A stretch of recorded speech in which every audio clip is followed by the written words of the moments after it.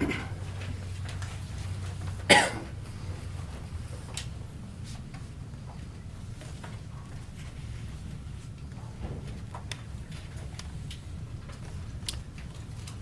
afternoon, everyone, and thanks for being here.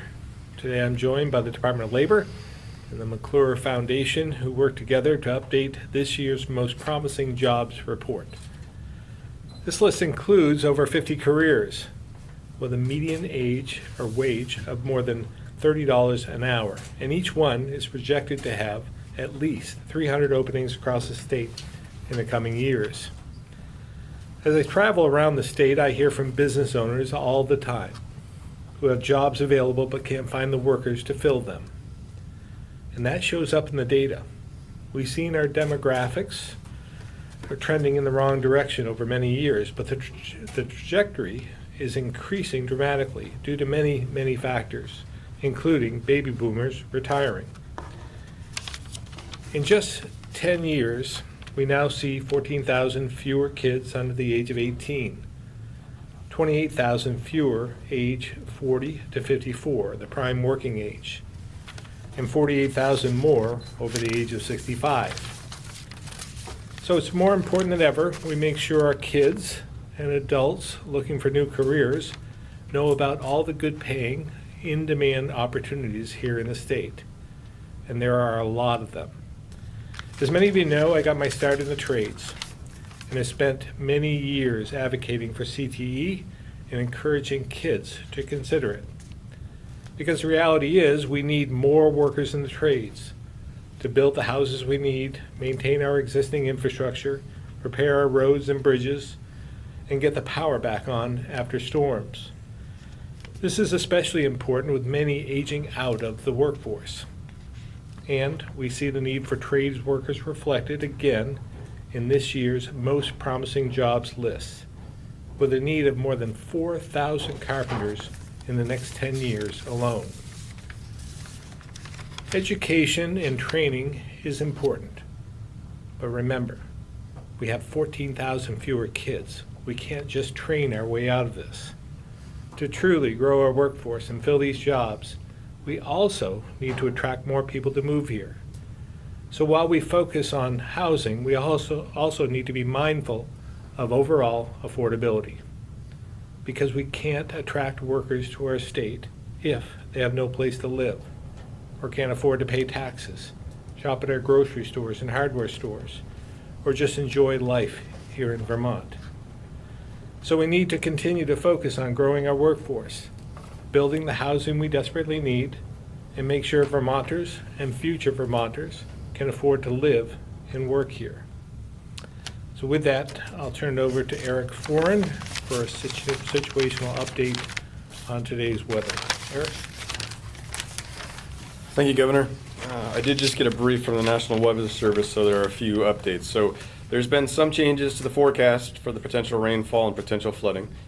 There is, however, currently, it remains a flood watch for the entire state from 1 p.m. today until 7 a.m. tomorrow morning, excluding Grand Isle County. The waves of rain will continue to move through today, becoming heavy at times this afternoon into early overnight. However, the original expectation of 1 to 2 plus inches is now down to 3/4 of an inch to 1 3/4 inches. So the total amounts of rain have been reduced. The amount of snowpack has also been reduced to 1.5 inches to 1/2 inch. So this will reduce the amount of water that mixes in with the rain to create any potential flooding through the rivers. And the rain will change back to snow this is midnight tonight, at about the same time as the rivers will crest. There's 2 rivers that are forecast to reach a moderate flood stage. That's Otter Creek at Center Rutland and the Wallamanusick in Bennington. And there's 5 that are forecasted to reach minor flood stage, although 2 of them they're reevaluating. The Lamoille at Johnson and the Connecticut Wells River, with the reduced rainfall amounts, will not reach minor flood stage. But that still leaves the Mad River at Moortown to reach minor flood stage, and the Winooski at Waterbury and Essex Junction, and the Missisquoi at North Troy. So the Emergency Operations Center is at enhanced operations, meaning we're working closely with several state partners, including the National Weather Service, USAR Task Force 1's Building and General Services, Agency of Human Services, and Agency of Transportation, and the Vermont National Guard to maintain situational awareness of this incident and ensure that we are prepared to coordinate resources as needed. We have 13 swiftwater rescue teams. Our mutual aid teams around the state are on standby and ready to respond as necessary, and we have the 3 state swiftwater teams standing by. We may locate one of those to central Vermont, and we're still evaluating the need for that. With the potential flooding this evening, even though it is reduced, we still encourage everyone to take time today to prepare a go kit, ensure you have plans should you need to evacuate, and stay alert to the latest weather updates. We also encourage Vermonters to sign up for Vermont Alerts, and you can do this by going to the Vermont Emergency Management website, which is vem.vermont.gov. Unless there are any questions, I will turn it over to Commissioner Harrington. When you were referencing snow melt Yes. inchage, that's the amount that's forecast, of snow that's forecast to end? So yesterday, the National Weather Service went out, and this is sooner than they normally do it. They go out and measure the snowpack, and they can measure the amount of water that's in the snowpack. So when it melts, they know how much that water that turns into. So the snowpack was not as deep as they thought it was. So those numbers trended down, which makes the amount of water that comes out of the snow trend down too. Any active preparations underway on your part? We're always actively preparing, but we've been coordinating with other state agencies for the last 2 days, just making sure that things are in place if they need to be, making sure that we're aware of everything that's going on. But in general, it appears that this is much less than last December's storm, although the overall kind of process and what's happening is the same. The amount of water is much less, so we're not envisioning much beyond nuisance-type flooding at this point, but we are ready to respond if necessary. And is it fair to say that the risk of flooding has decreased alongside this new forecast that's calling for less precipitation? That is correct. So as of this morning, they reevaluate the elevations of the rivers each day around 11, and the new ones are the 2 that where the rivers came off from going to minor. So we're seeing some trending down of those as well. And we'll get new numbers later today. We also received some good news in terms of the reservoirs and dams. Right. So everything looks in good shape. What was the good news that you got? Well, that there's more capacity, right? So they're not anywhere near up to the levels we thought they were going to be. So it's much lower. So we have more capacity. And that coupled with Vermont is in a drought situation in the southern part of Vermont, excessively dry. So we have the capacity to hold extra water. Commissioner Harrington. Thank you, Director Ford, and thank you, Governor. Sounds like some positive news there, which is good. So switching topics a little bit away from the weather. It's a true pleasure to be here today in partnership with the McClure Foundation to highlight the 6th edition of the Most Promising Jobs brochure, a publication that highlights Vermont's top jobs based on salary and demand for workers. This collaboration between the department and the McClure Foundation began about 10 years ago. It brings together the department's labor market information and the foundation's ability to bring data to life in a way that is meaningful to job seekers and career advancers. This publication highlights in-demand jobs and careers across a variety of industries and sectors and focuses on occupations using long-term occupational data projections produced by the Department of Labor's Economic and Labor Market Information Division. But it's the partnership with the McClure Foundation that allows this information to be shared in a truly accessible way, ensuring that people who are in transition points in their lives, whether it be a career change, graduating from high school, or looking to advance in their field, have what they need to take the next step. We all know that Vermont needs more workers. We hear it, see it every day, whether it's the coffee shop that can't maintain regular hours due to staffing shortages, or the manufacturing company that can't fill a second shift to meet production demands. Even an employer as large as the state of Vermont feels it. Just ask the folks at the Agency of Transportation looking for plow truck drivers this winter. With roughly 2 jobs for every unemployed person, Vermont is in the middle of a workforce crisis.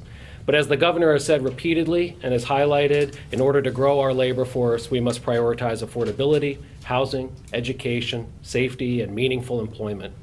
And to make measurable gains in these areas, we need skilled workers in key occupations. That is where the Department of Labor comes in. Our team works every day to connect job seekers with hundreds of employers looking for skilled talent. And for those looking to learn a new trade craft, the department promotes a variety of work-based learning programs like registered apprenticeships, where individuals can gain on-the-job experience while earning a wage and eventually a certificate or license, so that Vermonters of any age can obtain the dream job they've always wanted. But in order to make that important decision, Vermonters need to be able to explore what careers might be a good fit for them. They need to know the education and training needs to pursue a career in a specific field, or how they need to be able to learn more about the career in a specific field. They also need to know what's a good fit for them, which is what makes the Most Promising Jobs initiative and this brochure that you see on the table in front of you so important. Today's event and this publication highlights how the state, through strategic partnership, can use data and information in creative ways to help people make meaningful and informed decisions. Vermont has a lot to offer when it comes to high-skilled job opportunities. So if you're looking to start a new career or explore a new career path, or if you're an employer looking for talent, let us know. We're here to help along that journey. Be sure to check out the Most Promising Jobs brochure, or check out the department online at labor.vermont.gov. I'd like to also specifically thank the McClure Foundation and the Community College of Vermont for their continued partnership in this endeavor. This has been an invaluable tool in our effort to strengthen and grow Vermont's workforce. With that, I'd like to turn it over to McClure Foundation Executive Director, Carolyn Weir. Carolyn? Thanks, Commissioner.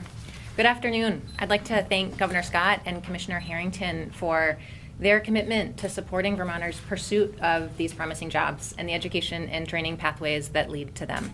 As a 30-year affiliate of the Vermont Community Foundation, we at the McClure Foundation share that commitment to career pathways. We work to make college and career training the easy choice for young Vermonters, but also for new Vermonters and anyone looking to upskill. And every 2 years, we really look forward to updating this resource. And that's because it draws on the Vermont Department of Labor's long-term occupational projections, which we see as the best cross-sector labor market information available to Vermonters. And we turn it into a hopeful, simple conversation starter. Building hope is a real through line of our work at the McClure Foundation, and I think young Vermonters need some beacons of hope right now. This resource builds hope by helping Vermonters and those who want to move to Vermont imagine futures they can create right here. Now, I'd be remiss if I didn't thank the longtime Vermont Economic and Labor Market Information Director, Matt Barowitz, who couldn't be here today, for the creativity and impact that he has brought to this 10-year partnership. But I want to share why I'm feeling hopeful today. I'm feeling especially hopeful because 85,000 copies of this thing are currently being sent across the state, and that's the equivalent of one for every 8 Vermonters. And it features such a diversity of occupations. These occupations give Vermonters what they need, right? A good paycheck and meaningful work and connection to community, but it also gives Vermont what Vermont needs, right? Governor Scott already talked about the fact that we need carpenters to build houses, and we need electric and telecommunications line installers to bring broadband and electric car infrastructure to the state, and we need civil engineers to help imagine that new infrastructure. And of course, we need healthcare workers to take care of us when we're sick and to keep us healthy. I'm also feeling hopeful because the state is making a lot of investments in new and supportive pathways to these jobs. At the McClure Foundation, we're really proud to partner with the Department of Labor and the Vermont Agency of Education on a new Vermont registered apprenticeship pathway to teacher licensure. And in fact, 28 aspiring teachers in the Northeast Kingdom are being supported in that pathway right now, including a mid-career shifter named Vince, who is an elementary grade teacher apprentice whose story is featured in this month's edition of Vermont Business Magazine.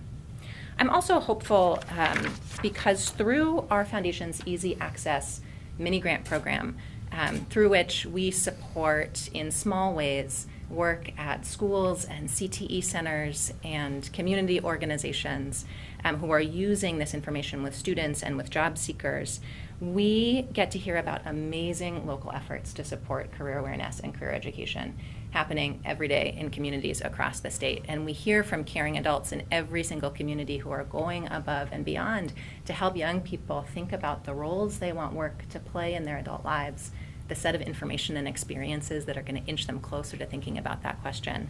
And young people are being supported to connect with employers and access work-based learning opportunities.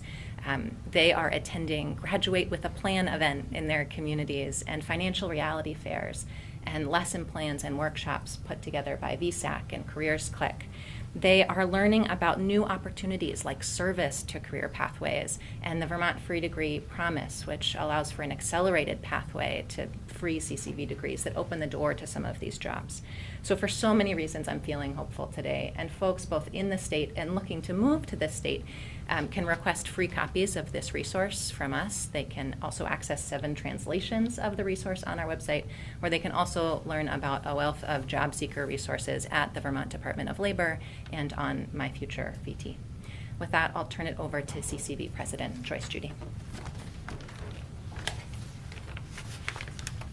Thank you, Carolyn. And, you know, as you hear these speakers, you hear a lot of consistency and the similar themes as we talk about this. But at CCV, we really have 2 primary goals. And one is to help Vermonters gain the skills and knowledge they need for the jobs that are here in Vermont. And then our second goal is then to work with employers to make sure that they have the employees that they need to be successful in their workplace.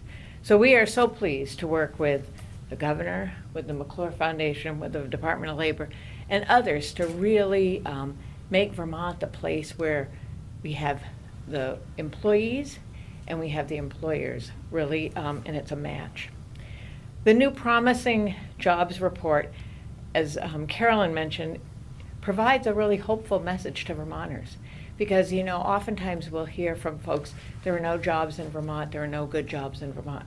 And this brochure really highlights that there are so many and so many opportunities for Vermonters and for people who are interested in thinking about moving to Vermont. But the key to the success of these jobs is really investing in themselves and investing in education. And it's always, you know, if you invest in yourself and you invest in education, it's something no one can ever take away from you. And you can always build on that. And in Vermont, we have an incredibly robust set of resources that really help people gain those skills and knowledge.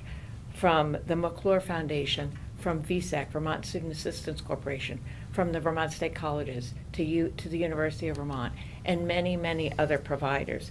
So there's a lot of opportunities for Vermonters to be able to advance their skills. And so my message to Vermonters today is you have options. You have a lot of options and you have a lot of opportunities. And as we think about the fields that are identified and the jobs that are identified in the Most Promising Jobs program, there are so many different ways to achieve those jobs. For example, there's the Earn and Learn program. And when I talk about Earn and Learn, that means being able to go to school and work at the same time. Because so many Vermonters can't give up their paycheck to return to school, but they can. There are so many more opportunities through apprenticeship, through just very traditional standard learn and earn options where people can work and continue their education. And we're seeing that very successfully done in advanced manufacturing because so many employers are so desperate in that particular field. Another pathway to do it is CCV offers a lot of certificate programs, which are very short and very compressed collection of courses that really help people get started in a particular field. You can then enter that as an employee, but also this is a way to transfer to other schools like the nursing program at Vermont State University. So we have a tremendous number of people who complete our allied health certificate and then transfer to Vermont State University just to complete their nursing courses. So when they transfer there, all they have to do is take their nursing specific courses. And as Carolyn mentioned, another option is the teacher licensure apprenticeship program. We have also really strong apprenticeship programs in Vermont, particularly with plumbing and electrical. And you're going to see more and more of those programs developed. But I would be remiss if I didn't say that I think one of the things that people often think about when they think about continuing education is they're worried about the cost. It can be perceived as a barrier, but I'm here to tell you that it's oftentimes much less expensive than you think, because there are so many opportunities that have been created, particularly in the last 5 to 7 years in Vermont. And I want to give a shout out to both the governor and to the legislature for really stepping up to the plate in terms of thinking about affordability and helping people be able to afford to continue their education. VSAC's 802 Opportunity Program, which allows any Vermonter who they or their families earn less than $75,000 a year can attend CCV at no cost to them. That is huge. That's half of all Vermont families. The second is with the McClure support, creating the Free Degree Promise, which is a program that offers high school seniors who have done early college at CCV the opportunity to finish their CCV degree at no cost to them. When I talk about this, these are huge opportunities, because if a student chooses to stop after an associate degree, they have no debt. But if they transfer to another school, like say they transfer to UVM, and many of our students do transfer to UVM, they have saved $30,000 on the front end of their education. That is real money. And so there are lots of opportunities, and so if people are hesitant about continuing their education because, oh, I don't think I can afford it, I don't want to go into debt, I would say reach out, because there are so many opportunities. So in closing, as we think about 2025, I would encourage Vermonters, this is oftentimes a new year for a new year resolution, that make a commitment that you're going to continue and advance yourself by investing in education and getting the job, the dream job that you hope to have. So with that, I will turn it back to the governor. Thank you, Joyce. I'll open up to questions at this time. Governor, and I think this might go for anybody on the stage here, but what kinds of opportunities are there for Vermonters over 65? I'm thinking in the Vermont Futures Project says in the last, I think, 20 years, we used to have like 77,000 or so people over 65. Now it's somewhere in the neighborhood of like 40-ish thousand. Demographics, of course, skewing older. What opportunities are there in the workforce for older Vermonters or part-time? I would say almost anything in some respects, because there's an opportunity. We have many positions open. Obviously, it's up to them whether they want to come back into the workforce, but there's always opportunity. But recognizing, and again, respecting the fact that they want to retire too. So. And that's where the affordability piece comes in. We want to make sure that it's affordable for them to retire and stay here. But again, that's been difficult, to say the least, over the last few years for many on fixed incomes. Correct me if I'm wrong, but I think labor force participation rates among 25 to 64-year-olds are actually down over the 10 years that you've been doing this. And you talked about all the new programs that have come online, all the things you're doing that you're trying to get people in the labor force. So can you reconcile that disconnect? I don't know if it's the raw numbers, but there are fewer working age people in the state, so that would lead you to me, unless it's a percentage. I think labor force participation also, it's not just the absolute number of... I don't have that number. I don't know if you do. Yeah, I don't have the number off the top of my head. I would think, based on my knowledge, that it has stayed pretty consistent, give or take a 0.1% here or there. It also doesn't count people that are classified as institutionalized, so it also doesn't count certain folks that are in full-time educational roles as well. So I'd have to do a little more digging. If Matt was here, I think he'd know it off the top of his head for sure. Maybe we can get that for Peter. Yeah. These median wages are that census data that you're getting that from? Yes, and we're seeing actually a big uptick in median wages, right? This is 2023 wage data aged to 2025, and this is the first time in the decade that we have produced this resource that we're seeing several jobs that pay 6 figures. And not all of those jobs require doctoral degrees or graduate degrees, right? There are a couple of jobs like dental hygienists that require an associate degree, right, and unlock the potential to earn 6 figures. As I understand it from our friends over at the Labor Market Information Division at the Department of Labor, as we assess the increase in wages over time, we're seeing relatively higher gains among the bottom quintiles too, which is encouraging. I like to see. And if I go to the website, or I call the number, and I say I want to be a financial services consultant, or I want to be a family social worker, what happens next? If you call the number, you'll be linked to someone in our workforce development division, and it may depend on where you live or what office is closest to where you live. But we'll sit down with you and we'll go through different options, whether it's educational options or different licensure or training options. And again, we'll work with you depending on what that person's skill is, educational level already, what their interests are, and we'll help explore those different career paths, either through our partners or maybe an apprenticeship program that already exists somewhere. So there's a lot of different opportunities depending on what field you're wanting to go into. But I'm getting a one-on-one consult Yep. with a human being. Yes. Okay. Yeah, and so, we'll, over the phone, we'll connect with you, set up a time to have you come to our office or do a virtual meeting, so it is one-to-one.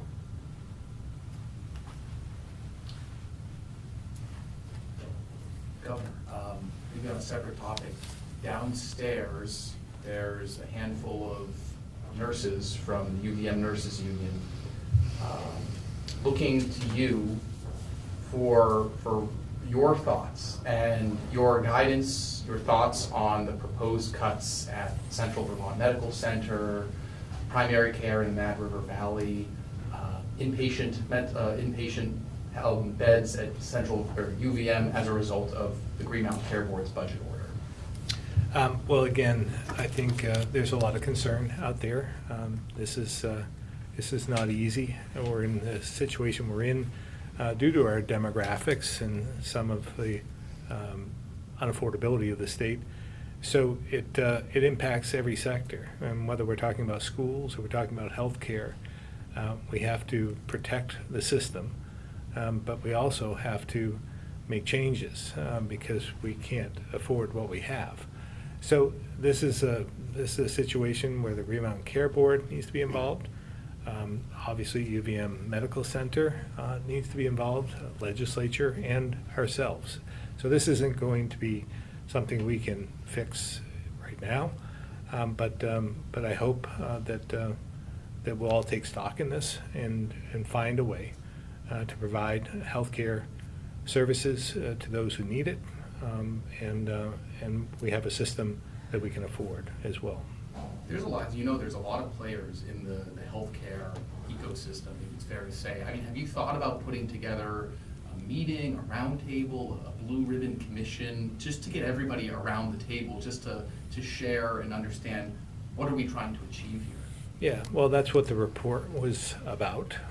The report that was commissioned by the legislature that was delivered. So we'll start with that. That's going to be presented to the legislature, and we'll be working off from that document. So it's not as though no one is interested in doing anything, but we have a path forward, and we need to contemplate that. I saw somewhere where the healthcare committees in the legislature are going to take this up early on. So I think everyone will have their say and will be a piece of this and part of the, hopefully, part of the solution. What do you see? I mean, in that article that was referenced, there was the Joint Oversight Committee last week. Lawmakers said that, to fix the immediate, restoring some of these services or helping hospitals with their ailing budgets, they said they don't really have a lot of tools. What do you see as your responsibility, your administration's responsibility in helping this situation? Well, again, we're going to have to prioritize, and it's not ever easy to do that. And again, whether it's our healthcare system and our education system are similar in many respects. We have, an aging population in terms of healthcare. We're aging out of the workforce, but we also, as we age, we need more services, and we're not backfilling with enough of the youth to take us through this. Typically, what happened was we'd have a healthy youth sector that was in the workforce and would actually pay a part of the premiums in order to have a system that worked. We're somewhat upside down here in Vermont. So again, there's no one single answer here, but affordability is part of that. And bringing more people in is part of the answer as well. And that's why we need housing. So we have to prioritize something. And we're faced with many, many different crises. So we have to pick something, and we have to make sure that we prioritize. And it's never easy to do that, but we're going to have to. Just to clarify, so you mentioned Secretary Saunders has been working on the education angle of this. You said that your administration will be bringing forward ideas at some point during the session. Can we expect some slate of ideas or proposals having to do with healthcare from your AHS? Well, we'll be part of the conversation, but we have a Green Mountain Care Board, an independent body that oversees the budgets of the hospitals. That was a legislative action. So it took it away from, in some respects, took that out of the executive branch. It used to be BISCA, but now it's the Green Mountain Care Board. So they're going to have to be an integral part of this conversation, as well as the hospitals themselves. So we can't continue to do what we've been doing and expect different results. So we need to focus on this. Again, we have to have a system that works for everyone and protect those who need our help. Healthcare is important. Based on what you've seen so far, do you have faith in the Green Mountain Care Board to make the right decisions on behalf of Vermonters? Well, I mean, this is, I have faith that it's a well-rounded board with economists and others. And I think that they can come together and help find our way to solutions. But again, the report that was given is pretty stark. But I think there's something maybe in between that and what we're doing right now. But you ready to leave it to them to make those No, decisions? I've said before. I mean, we're all going to have a piece of this. It's going to go through the legislature. The legislature is taking up the report. We'll be involved. Legislature will be involved. Green Mountain Care Board will be involved, and the healthcare community will be involved. So it's not any one. This isn't a hands-off approach. This is everyone having their voice heard in the process. I guess maybe just to follow up, from what we've been hearing and seeing, some of these discussions have been playing out in the press, they've been playing out in press releases. There just really hasn't necessarily, it seems like, been a cohesive, everybody sort of having that face-to-face dialogue and having a common understanding of what you're talking about. Even the Act 167 report, the Oliver Wyman report you mentioned, there's a fierce disagreement of the underlying data in it. So how do we all get on the same page? Well, I think, again, there will be a lot of testimony taken on that in the legislative process, which will start in early to mid-January. And I think that there'll be people coming together at that point, and we'll sort this all out.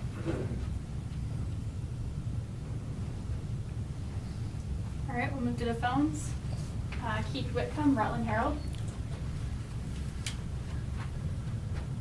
Nothing at this time, thank you. Thanks, Keith. Ann Wallace Allen, 7 days.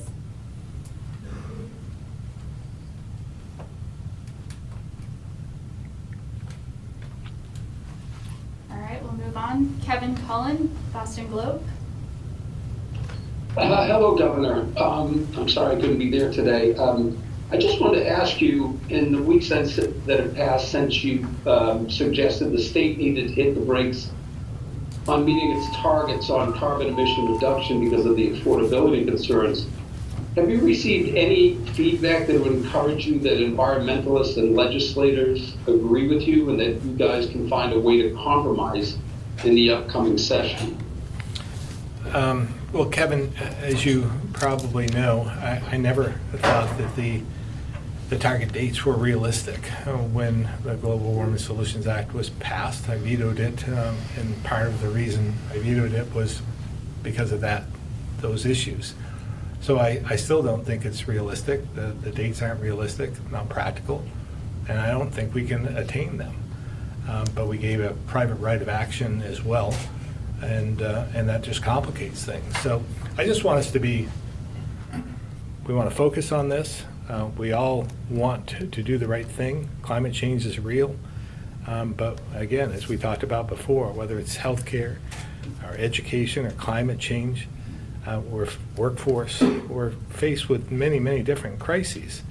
And we can't solve all of them at once, so we are forced to prioritize. So we'll work our way through that process, but I can't say that I've heard from any environmental groups or legislators who have said that they agree. I haven't heard from legislators that they disagree either, but we'll see. All right, thank you, Governor.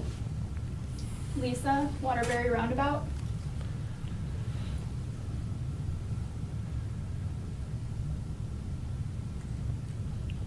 All right, we'll move on. Ethan, BT Digger. Hi, Governor.